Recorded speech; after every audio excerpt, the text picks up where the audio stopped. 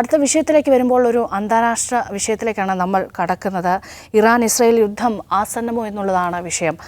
നോക്കൂ, ഇസ്രായേൽ കഴിഞ്ഞ ഈ മാസത്തിൻ്റെ തുടക്കത്തിലാണ് ഇറാൻ കോൺസുലേറ്റ് നേരെ, ഡമാസ്കസിലുള്ള കോൺസുലേറ്റ് നേരെ ആക്രമണം നടത്തുന്നതും അവിടെയുള്ള ഇറാൻ്റെ ഉന്നത ഉദ്യോഗസ്ഥരടക്കം കൊല്ലപ്പെടുന്നതും. അതിനുശേഷം ഇറാൻ കർശനമായ തിരിച്ചടി നൽകുമെന്ന മുന്നറിയിപ്പ് ഇസ്രായേലിന് നൽകുകയാണ്.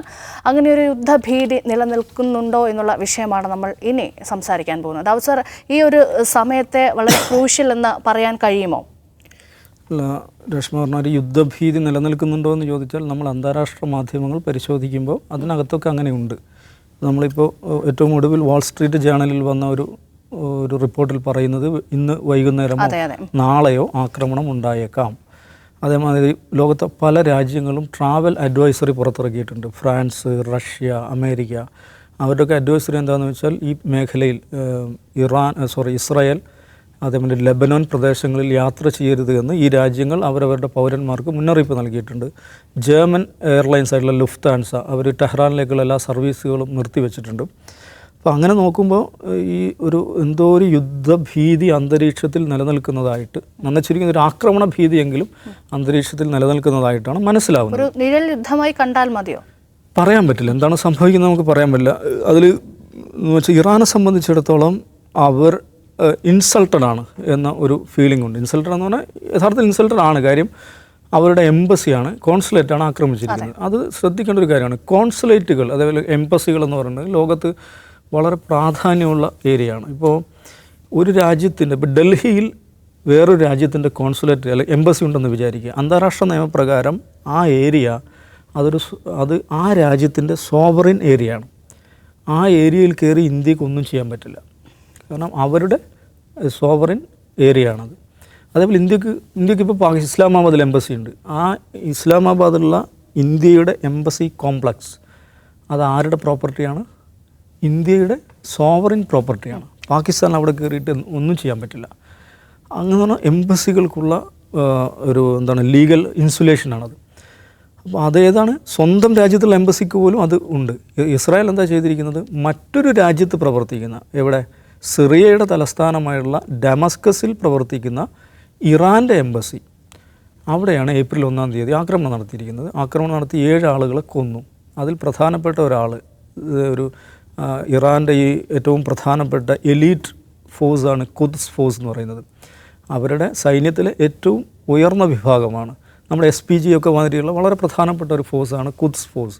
അതിൻ്റെ ഏറ്റവും സീനിയറായ ഒരു കമാൻഡർ സഹേദി, സഹേദിയാണ്, മുഹമ്മദ് റസ സഹേദി എന്ന് പറയുന്ന അവരുടെ വളരെ സീനിയറായിട്ടുള്ളൊരു കമാൻഡർ, ആ ഖുദ്സ് ഫോഴ്സിൻ്റെ ഇൻ്റർനാഷണൽ ഓപ്പറേഷൻ്റെ ഒക്കെ ചുമതല വഹിക്കുന്ന ആളാണ്.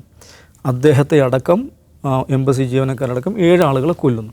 അപ്പോൾ ആളുകൾ കൊല്ലപ്പെട്ടോ ഇല്ലയോ എന്നുള്ളതല്ല, ഒരു രാജ്യത്തിൻ്റെ എംബസി ആക്രമിക്കുക എന്നുള്ളത് തന്നെ അന്താരാഷ്ട്ര നിയമങ്ങളുടെ വയലേഷനാണ്. അപ്പം അങ്ങനെ ഒരു സംഭവം ഉണ്ടായിട്ട് UN അതിൽ ഒരു അക്ഷരം പറഞ്ഞില്ല. UN സെക്യൂരിറ്റി കൗൺസിലോ UN ആരും ഒന്നും പറഞ്ഞില്ല. അങ്ങനെ അന്താരാഷ്ട്ര നിയമത്തിൽ ലംഘനം ഉണ്ടായിട്ട് പോലും. അപ്പോൾ ഇറാനെ സംബന്ധിച്ചിടത്തോളം ഇത് ഇങ്ങനെ സഹേദിയെ ആക്രമിച്ച് കൊന്നു എന്നുള്ളത് മാത്രമല്ല, ഇതൊരു തുടർക്കഥയായിട്ട് മാറുകയാണ്. ഈ 2023 ഡിസംബറിലാണ് സിറിയയിൽ തന്നെ നടന്നിട്ടുള്ള മറ്റൊരു ആക്രമണത്തിൽ ഒരു മുസവി എന്ന് പറയുന്ന ഇവരുടെ മറ്റൊരു സീനിയർ കമാൻഡർ ഇസ്രായേൽ കൊല്ലുന്നുണ്ട്. ഇതിങ്ങനെ തുടർച്ചയായി സംഭവിക്കുകയാണ്. വേറൊരു കാര്യം മനസ്സിലാക്കേണ്ടത്, 2020 ഇറാൻ്റെ ഏറ്റവും ടോപ്പ് മിലിറ്ററി ഓഫീസറായുള്ള ഖാസിം സുലൈമാനി എന്ന് പറയുന്ന ആളെ ബഗ്ദാദിൽ വെച്ച് അമേരിക്ക ഡ്രോൺ ആക്രമണത്തിൽ കൊല്ലുന്നുണ്ട്. അത് ഇറാനെ സംബന്ധിച്ചിടത്തോളം അങ്ങേയറ്റം പ്രകോപനം ഉണ്ടാക്കിയൊരു കാര്യമായിരുന്നു.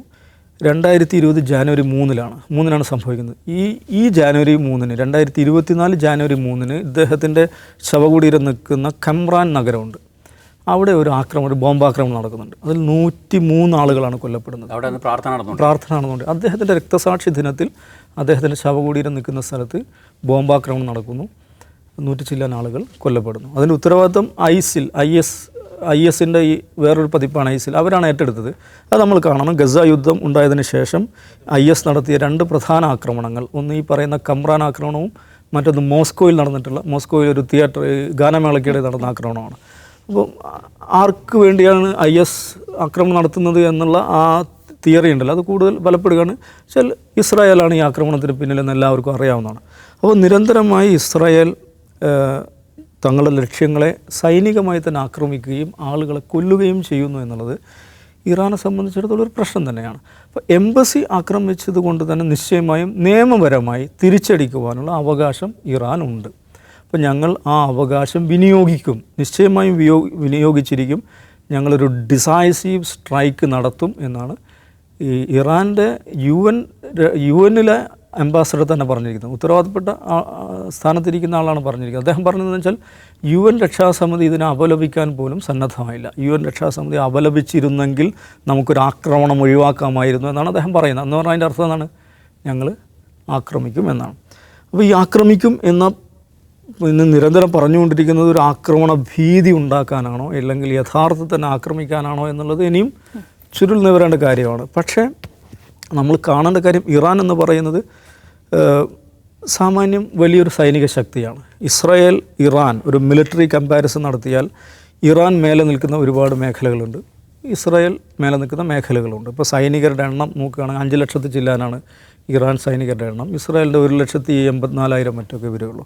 പക്ഷേ ഈ വ്യോമശക്തി എടുത്ത് നോക്കിക്കഴിഞ്ഞിട്ടുണ്ടെങ്കിൽ ഇസ്രായേലാണ് മേലെ നിൽക്കുക, നാവികശക്തി എടുത്തു കഴിഞ്ഞിട്ടുണ്ടെങ്കിൽ ഇറാനാണ് മേലെ നിൽക്കുക. ഇങ്ങനെ ചില രംഗങ്ങളിൽ ഇസ്രായേൽ മേലെ നിൽക്കുകയും ചില രംഗങ്ങളിൽ ഇറാൻ മേലെ നിൽക്കുകയൊക്കെ ചെയ്യുന്നതാണ് അവരുടെ ഒരു മിലിറ്ററി കമ്പാരിസൺ എന്ന് പറയുന്നത്. പക്ഷേ ഇതിലുള്ള വേറൊരു പ്രശ്നം എന്താണെന്ന് ചോദിച്ചിട്ടുണ്ടെങ്കിൽ ഇസ്രായേലിന് അണുവായുധങ്ങളുണ്ട് എന്നുള്ളത്. ഇസ്രായേലിന് അണുവായുധങ്ങളുണ്ട് എന്നുള്ളത് ഇസ്രായേൽ ഇതുവരെ ഔദ്യോഗികമായിട്ട് അംഗീകരിച്ചിട്ടില്ല, അവർ സമ്മതിച്ചിട്ടില്ല, ലോകത്തൊരു ബോഡിയും സമ്മതിച്ചിട്ടില്ല. പക്ഷേ പൊതുവെ പരക്കെ വിശ്വസിക്കപ്പെടുന്ന കാര്യം 80 മുതൽ 400 വരെ അണുവായുധങ്ങൾ അവരുടെ ചില മന്ത്രിമാർ ഇതിൻ്റെ ഇടയിൽ പറയും. അതെ, ഈ ഗസ യുദ്ധം ഉണ്ടാക്കിയപ്പോൾ നമുക്ക് ഗസയിൽ അണുബോംബിടണം എന്നവർ പറഞ്ഞിട്ടുണ്ട്. ഇസ്രായേൽ എന്തുകൊണ്ടാണ് ഫലസ്തീൻ പ്രദേശങ്ങളിൽ അണുബോംബ് പ്രയോഗിക്കാത്തതെന്ന് ചോദിച്ചാൽ അതിൻ്റെ കാരണം അവിടെ പ്രയോഗിച്ചാൽ അതിൻ്റെ നാശനഷ്ടം ഇസ്രായേലിലും ഉണ്ടാകുമെന്നുള്ളതാണ്. കാരണം ചേർന്ന് നിൽക്കുന്ന ചെറിയ പ്രദേശങ്ങളാണ്. ഒരിക്കലും ഇപ്പോൾ ഗസയിൽ അണുബോംബിടണം എന്ന് ഇസ്രായേലി മന്ത്രി പറയുന്നുണ്ടെങ്കിലും അവർ അണുബോംബ് ഇടാൻ അവർക്ക് കഴിയില്ല. കാരണം ഗസയിൽ ഒരു അണുബോംബ് ഇട്ടാൽ ഇതൊക്കെ 10-20 കിലോമീറ്റർ അകലത്ത് നിൽക്കുന്ന പ്രദേശങ്ങളാണ് ഇസ്രായേൽ നഗരങ്ങളും ഗസയും എന്നൊക്കെ പറയുന്നത്. അപ്പോൾ സ്വാഭാവികമായിട്ടും അതിൻ്റെ വികിരണവും അതിൻ്റെ പ്രശ്നങ്ങളും ഇസ്രായേലിലും ഉണ്ടാവും. പക്ഷേ ഇറാനുമേൽ ഇസ്രായേലിന് വളരെ സൗകര്യപൂർവ്വം ഒരു അണുബോംബ് പ്രയോഗിക്കാവുന്നതേ ഉള്ളൂ. കാരണം 1700 കിലോമീറ്റർ ദൂരത്ത് നിൽക്കുന്ന ഇവരുടെ ഡിസ്റ്റൻസ് പറയുന്നത് അത്രയും ദൂരത്താണ്. ഒരു പക്ഷേ അതൊരു ഡിറ്ററൻ്റായിട്ട് അവിടെ നിൽക്കുന്നുണ്ടാകാം. ഇറാനെ സംബന്ധിച്ചിടത്തോളം ഈ ഇസ്രായേലിനെ ആക്രമിക്കുക എന്ന് പറയുന്നത് അതിൻ്റെ ഒരു ഇപ്പോൾ ഗസയിലൊക്കെ കാണുന്നത് പോലെയുള്ള ആർമി ടു ആർമി കോമ്പാറ്റ് ഒരിക്കലും സാധ്യമല്ല. കാരണം ഇസ്രായേലും ഇറാനും തമ്മിൽ ഭൂമിശാസ്ത്രപരമായ അതിർത്തികളില്ല. യുദ്ധം നടക്കുന്നുണ്ടെങ്കിൽ തന്നെ അത് എയർ വഴിയുള്ള മിസൈലുകളും യുദ്ധവിമാനങ്ങളൊക്കെ ഉപയോഗിച്ചിട്ടുള്ളതായിരിക്കും. അത് 2 രാജ്യങ്ങൾക്കും അതിനുള്ള ശക്തിയുണ്ട്. ഇപ്പോൾ ഇറാനെ സംബന്ധിച്ചിടത്തോളം അവരുടെ മിസൈലിൻ്റെ ഒരു റേഡിയസ്, അതിൻ്റെ പരിധി എന്ന് പറയുന്നത് സിജിൽ റോക്കറ്റ് അവർ 2400 കിലോമീറ്റർ പരിധിയൊക്കെ ഉള്ള 2400 കിലോമീറ്റർ എന്ന് പറയുമ്പോൾ ഈസ്റ്റേൺ യൂറോപ്പ് വരെ എത്തും. ഇസ്രായേലിൽ എത്താൻ 1500 കിലോമീറ്റർ മതി. ഇസ്രായേലിനെ സംബന്ധിച്ച് അവരുടെ ജെറിക്കോ സീരീസിൽപ്പെട്ട മിസൈലുകൾ ഇറാനെയും കവർ ചെയ്യാൻ പറ്റുന്നതാണ്. അപ്പോൾ പക്ഷേ ഇറാനെ സംബന്ധിച്ച് ഒരു ജിയോഗ്രഫിക്കൽ അഡ്വാൻറ്റേജ് ഉള്ളതെന്ന് വെച്ചാൽ ഇസ്രായേൽ അതിർത്തിയിൽ നിൽക്കുന്ന ലെബനോൺ, സിറിയ എന്നീ രാജ്യങ്ങളിൽ ഇറാന് മിലിറ്ററി പ്രസൻസ് ഉണ്ട്. നന്ന ചുരുങ്ങി ഇറാനെ പിന്തുണക്കുന്ന ഫോഴ്സസ് അവിടെയുണ്ട്. ലെബനനിൽ ഹിസ്ബുള്ളയുണ്ട്. സിറിയൻ ഭരണകൂടം തന്നെ ഇറാനുമായിട്ട് ചേർന്ന് നിൽക്കുന്ന ഭരണകൂടമാണ്. ഇറാഖിലുമുണ്ട്. ഇങ്ങനെയൊക്കെയുള്ള ചില സംഗതികളുണ്ട്. അപ്പോൾ യുദ്ധം എന്ന് പറഞ്ഞാൽ അത്ര ലളിതമായിരിക്കില്ല, സങ്കീർണമായിരിക്കും. പിന്നീടുള്ള ഏറ്റവും പ്രധാനപ്പെട്ട കാര്യം അത് ഇറാനെയും ഇസ്രായേലിനെയും മാത്രം ബാധിക്കുന്ന കാര്യമാവില്ല എന്നുള്ളതാണ്. കാരണം എൻ്റയർ മിഡിൽ ഈസ്റ്റിനെ അത് ബാധിക്കും. ലോകത്തെ ഏറ്റവും പ്രധാനപ്പെട്ട ഈ ഇന്ധന കടത്ത് നടക്കുന്ന ഒരു റൂട്ടാണ് ഈ പ്രദേശങ്ങളെല്ലാം. ഇറാനെ സംബന്ധിച്ച് ഹോർമുസ് കടലെടുക്കെന്ന് പറയുന്നത് ഏറ്റവും കൂടുതൽ ഓയിൽ ടാങ്കറുകൾ കടന്നു പോകുന്ന ഏരിയയാണ്. അത് ഇറാൻ്റെ സ്വാധീന പ്രദേശമാണ്. എന്ന് പറഞ്ഞാൽ വിത്തിൻ സെക്കൻഡ്സ് ലോക സമ്പദ്ഘടനയെ അതിമാരകമാം വിധം ബാധിക്കുന്നൊരു യുദ്ധമായിരിക്കും അത്. ഒന്ന് കാണണം, ഈ കോവിഡിന് ശേഷം കോവിഡ് ലോക സമ്പദ്ഘടനയിലുണ്ടാക്കിയുള്ള ആഘാതം എത്ര നമുക്കറിയാം. അതിൽ നിന്ന് സമ്പദ്ഘടന ഇങ്ങനെ എഴുന്നേറ്റ് വന്ന് ഒരു സ്റ്റെബിലൈസേഷൻ ലെവലിലേക്ക് വന്നു തുടങ്ങുന്നേ ഉള്ളൂ. അതിനിടയിൽ ഇങ്ങനത്തെ ഒരു മേജർ വാർ, ഈ ഗസ യുദ്ധം തന്നെ ഉണ്ടാക്കിയിട്ടുള്ള പലതരം കുലുക്കങ്ങളുണ്ട് ലോക സമ്പദ്ഘടനയിൽ. ഇത്രയും വലിയൊരു യുദ്ധം സഹിക്കുവാൻ, അതിനെ പേറുവാനുള്ള ശേഷി ലോകത്തിന് ഇപ്പോൾ ഇല്ല എന്നുള്ളൊരു വസ്തുതയാണ്. പക്ഷേ ഇതിലെ പ്രശ്നം എന്ന് വെച്ചാൽ ഇസ്രായേൽ എന്ന് പറയുന്ന രാജ്യം അത് എല്ലായ്പ്പോഴും ലോക സമാധാനത്തിന് വിഘാതമായി ഇങ്ങനെ നിൽക്കുകയാണ്. അവരെന്തിനാണ് ഡമസ്കസിൽ പോയി ഇറാനെ ആക്രമിച്ചത് എന്നുള്ളത് ചോദിച്ചാൽ അതിന് ലോജിക്കലായ ആൻസർ അവർ പറയുന്നത് ഈ ഹമാസിനെയും ഹിസ്ബുള്ളയും ഒക്കെ ഇറാനാണ് പിന്തുണക്കുന്നത് എന്നൊരു രാഷ്ട്രീയ ആരോപണത്തിന് പുറത്താണ്. ഇതിൽ അടിസ്ഥാന പ്രശ്നം ഇതാണ്. ഇസ്രായേൽ എന്ന് പറയുന്ന ഒരു രാജ്യം, ഒരു റഫ് സ്റ്റേറ്റ്, ഒരു തെമ്മാടി രാജ്യം ലോക സമാധാനത്തിന് എന്നും ഇങ്ങനെ വിഘാതമുണ്ടാക്കിക്കൊണ്ടിരിക്കുകയാണ്. അപ്പോൾ അവരുടെ ഈ ചെയ്തു കൂട്ടുന്ന അതിക്രമങ്ങൾക്കെല്ലാം സംരക്ഷണ കവചമൊരുക്കുക എന്ന പണിയാണ് അന്താരാഷ്ട്ര സമൂഹം ചെയ്തുകൊണ്ടിരിക്കുന്നത്, അല്ലെങ്കിൽ ലോക നേതൃത്വം, അമേരിക്കയും യൂറോപ്പുകളും ലോക നേതൃത്വം ചെയ്തുകൊണ്ടിരിക്കുന്നത്. ഇതാണ് നമുക്ക് രണ്ടാം ലോക മഹായുദ്ധത്തിന് ശേഷമുള്ള 1948 ശേഷമുള്ള ലോകഘടനയാണിത്. ഇത് ലോക സമാധാനത്തിൻ്റെ ഏറ്റവും വലിയ ഭീഷണിയാണ്. ഈ സംവിധാനം മാറാതെ ലോകത്ത് സമ്പൂർണ്ണമായൊരു സമാധാനം ഉണ്ടാവില്ല. അഥവാ ഇങ്ങനൊരു യുദ്ധം, ഇറാനും ഇസ്രായേലും നമ്മളൊരു യുദ്ധം പൊട്ടിപ്പുറപ്പെടുകയാണെങ്കിൽ അത് അവിടെ മാത്രം ഒതുങ്ങി നിൽക്കുന്ന ഒന്നുമായിരിക്കില്ല. യെസ്, ഇപ്പോൾ അമേരിക്ക തന്നെ ഈ വിഷയത്തിൽ പറഞ്ഞിട്ടുണ്ട്, ഇറാൻ തിരിച്ചടിച്ചാൽ ഇസ്രായേലിന് എല്ലാ ആയുധ സഹായമടക്കം എല്ലാം കൊടുക്കുമെന്ന് പറഞ്ഞിട്ടുണ്ട്. നാസർക്ക, പിന്നെ ഇപ്പോൾ ഈ കോൺഫ്ലിക്റ്റ്, ഈ ഇസ്രായേൽ ഇറാൻ വിഷയം തന്നെ നമ്മൾ ഗൂഗിളിൽ സെർച്ച് ചെയ്യുമ്പോൾ ഞാൻ ഏറ്റവും കൂടുതലധികം ലേഖനങ്ങൾ കണ്ടത് ഇറാൻ്റെ കയ്യിലുള്ള ആണവ ശേഖരത്തെക്കുറിച്ചുള്ള പല കാര്യങ്ങളുമാണ്. അവരത് നിഷേധിക്കുന്നുണ്ടെങ്കിലും അതിനെക്കുറിച്ച് ഒരുപാട് ലേഖനങ്ങളൊക്കെ വന്നിട്ടുണ്ട്. ഇസ്രായേലിൻ്റെ കയ്യിലുള്ള ഇറാൻ്റെ കയ്യിലുള്ള യെസ്, ആണവ ശേഖരത്തെ ലോകം ഭയക്കുന്നവരെ സമ്മതിച്ചില്ലെങ്കിൽ പോലും എന്നുള്ളതൊക്കെ. അപ്പോൾ നോക്കൂ, ഈ ഡമാസ്കസിലെ ആക്രമണത്തിന് ശേഷമുണ്ടാകുന്ന സംഭവ വികാസങ്ങൾ നാസർക്ക് നിരീക്ഷിക്കുമ്പോൾ എന്താണ് തോന്നുന്നത്? എങ്ങോട്ടേക്കാണ് കാര്യങ്ങൾ പോകുന്നത്? അങ്ങനെ ഒരു യുദ്ധത്തിലേക്ക് എത്തേണ്ട സാഹചര്യമുണ്ടോ ഇപ്പോൾ?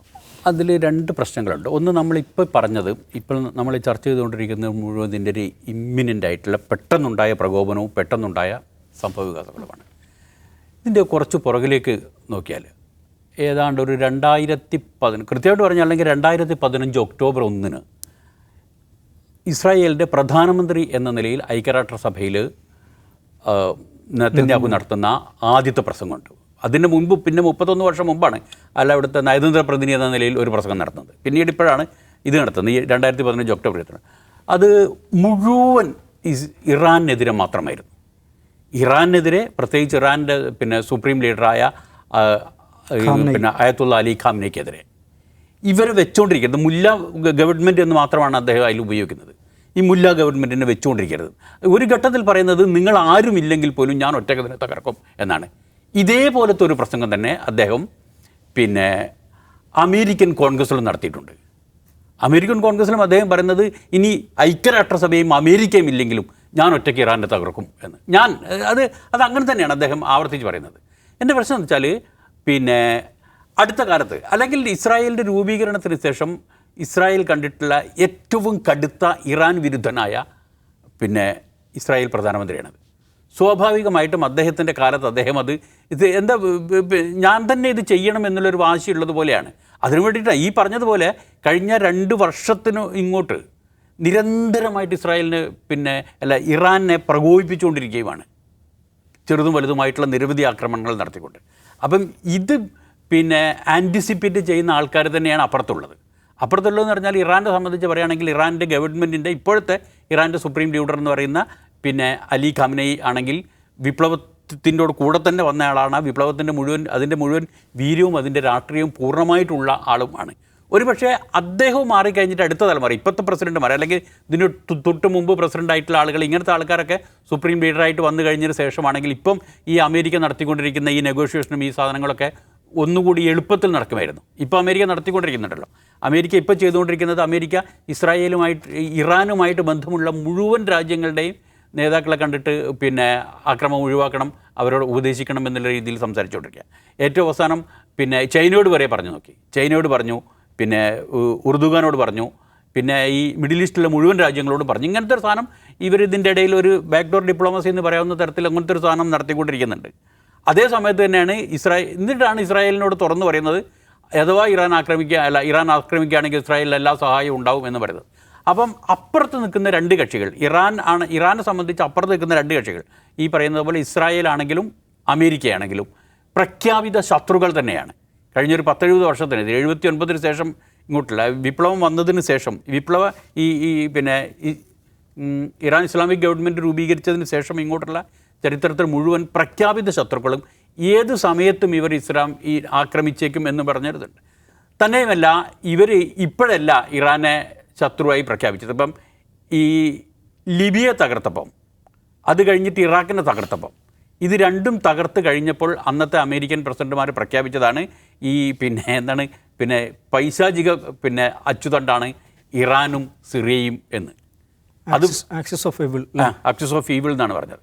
അത് പറഞ്ഞിട്ടാണ് അവർ അന്ന് ലിബിയയും ഈ ഇറാഖിനെയും തകർത്ത് കഴിഞ്ഞ ശേഷം പിന്നെ അവർ ചെയ്യാൻ വേണ്ടി കണ്ടുവച്ചിരുന്ന 2 സ്ഥലങ്ങളാണ് ഇറാഖും സിറിയയും. അതിൽ സിറിയയിൽ അവർ ശ്രമിച്ചു നോക്കി, നടന്നില്ല.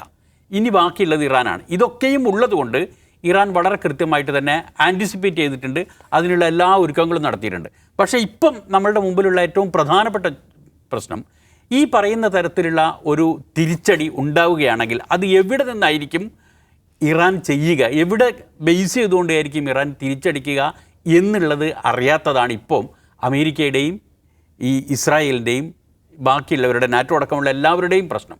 എന്താ വെച്ചാൽ അത് നേരിട്ട് ഇറാനിൽ നിന്നായിരിക്കണമെന്നില്ല. ഈ പറഞ്ഞതുപോലെ നേരത്തെ പറഞ്ഞ പോലെ ഇറാൻ്റെ ഇറാനെ പിന്തുണയ്ക്കുന്ന മിലീഷ്യാസ് ഈ മേഖലയിൽ എല്ലാ സ്ഥലത്തുമുണ്ട്. അതൊരു പക്ഷേ ഈ പറയുന്ന മുഴുവൻ രാജ്യങ്ങളുടെയും മുഴുവൻ സൈന്യത്തിനേക്കാട്ടും വലുതുമാണ്. ഇപ്പം ഇറാഖിലുള്ള പോപ്പുലർ മൊബിലൈസേഷൻ മൂവ്മെൻറ്റ് പറയുന്നത് 2.5 ലക്ഷം പടയാളികൾ തയ്യാറാണ്. ഈ സുപ്രീം ലീഡറുടെ കമാൻഡ് കിട്ടിയാൽ മതി, അവിടെ നിന്ന് ഇറാഖിൽ നിന്ന് അവർ നേരിട്ടിട്ട് അതിർത്തിയുടെ അടുത്തേക്ക് വരും എന്ന് പറയുന്നു. അതേപോലെ തന്നെ ഈ ഹൂത്തികളും യമൻ സേനയും പ്രഖ്യാപിച്ച് 4 ലക്ഷം പട്ടാളക്കാർ അവർ തയ്യാറാണ്. അവർ ഈ റെഡ് സീൽ അവർ ഫാളൻ ചെയ്യും എന്ന് പറയുന്നുണ്ട്. ഇതിനൊന്നുമല്ലാതെ സിറിയയിൽ ആൾറെഡി ഉണ്ട്. ഇതൊന്നുമല്ലാതെ ഇതുവരെ കേൾക്കാത്ത തരത്തിൽ, ഇതുവരെ പുറത്തു വരാത്ത തരത്തിൽ ഏറ്റവും അവസാനം ഈ ഇസ്രായേലിനോട് തൊട്ട് കിടക്കുന്ന ജോർദാനിലും ഈ പോപ്പുലർ മൊബിലൈസേഷൻ മൂവ്മെൻറ്റിൻ്റെ പേരിലുള്ള അത്യാവശ്യം ആയുധവും സന്നദ്ധതയും എല്ലാമുള്ള അത്യാവശ്യം ഒരു ലക്ഷത്തിലധികം വരുന്ന ഫൈറ്റേഴ്സ് അവിടെയും ഉണ്ടെന്ന് പറഞ്ഞു. അതുകൊണ്ട് തന്നെ ഇവർ ഏത് ഭാഗത്തുനിന്ന് ഫൈറ്റ് ചെയ്യുമെന്ന് അറിയില്ല, ഏത് ഭാഗത്തുനിന്നായിരിക്കും. ഇപ്പം ഇറാനിൽ നിന്ന് നേരിട്ടടിക്കുകയാണെങ്കിൽ നേരത്തെ പറഞ്ഞ പ്രശ്നമുണ്ട്, ഇറാനും ഇസ്രായേലുമായിട്ട് നേരിട്ടിട്ടായിരിക്കും. തന്നെയുമല്ല യാതൊരു തരത്തിലുള്ള സംഭവത്തിനും പിന്നല്ലാതെ അതൊരു വളരെ തുറന്ന ഒരു ആൾ ഔട്ട് വാറായിട്ട് മാറുകയും അതൊരു വല്ലാത്ത ഇതുണ്ടാക്കുകയും ചെയ്യും. അപ്പം അതിനാണോ നിൽക്കുക, അതോ ഈ പ്രോക്സികൾ ആയിട്ടുള്ള ഈ പറയുന്ന ഈ 4 ഭാഗത്തും ഇസ്രായേലിൻ്റെ 4 ഭാഗത്തും ആൾറെഡി തന്നെ ഇറാനിൻ്റെ ആയുധങ്ങളുമായി അണിനിരന്ന് കഴിഞ്ഞിട്ടുള്ള ഇറാൻ അനുഭാവികളായിട്ടുള്ള ഈ ഫൈറ്റേഴ്സ് ആയിരിക്കുമോ, ഈ റെസിസ്റ്റൻസിൻ്റെ ഫൈറ്റേഴ്സ് ആയിരിക്കുമോ എന്നറിയില്ല. അങ്ങനത്തെ ഒരു പ്രശ്നം ബാക്കിയുണ്ട്. പിന്നെ അതേപോലെ തന്നെ ഉള്ള ഒരു പ്രശ്നം, ഇതൊക്കെ പറയുമ്പോഴും ഈ 2 കൂട്ടരും റെഡ് സീയിൽ ഇപ്പോൾ ഏതാണ്ട് യുദ്ധക്കപ്പലുകൾ അയച്ചു കഴിഞ്ഞു എന്നുള്ളൊരവസ്ഥയാണ് കഴിഞ്ഞ 2 ദിവസമായിട്ടുള്ളത്. ഇപ്പം അമേരിക്കയാണെങ്കിൽ ഈ ഐസനോവർ തന്നെ, ഈ ഏറ്റവും വലിയ വിമാനവാഹിനിയായ ഐസനോവർ തന്നെ അയച്ചു. ഇറാനും അവരുടെ 2 യുദ്ധക്കപ്പലുകളെ റെഡ് സീയിലേക്ക് അയച്ചു കഴിഞ്ഞിട്ടുണ്ട്. പിന്നെ ഈ പറയുന്ന പോലെ തന്നെ ഒരു കടൽ യുദ്ധമായിരിക്കും ഒരു പക്ഷേ ഏറ്റവും ആദ്യം ഉണ്ടാവുക ഈ ഘട്ടത്തിലുണ്ട്.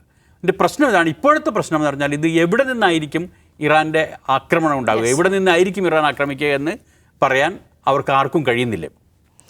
അങ്ങനെ വളരെ നിർണായകമായ നീക്കങ്ങൾ നടക്കുന്നുണ്ട്. അപ്പോഴും യുദ്ധങ്ങൾ ആത്യന്തികമായി ബാക്കിയാക്കുന്നത് വേദനയും മനുഷ്യരുടെ കണ്ണീരും അനാഥത്വവും അരക്ഷിതാവസ്ഥയും ഒക്കെ തന്നെയാണ്. അപ്പോൾ എവിടെയും എങ്ങും യുദ്ധങ്ങൾ സംഭവിക്കാതിരിക്കട്ടെ എന്ന് നമുക്ക് ആഗ്രഹിക്കാം.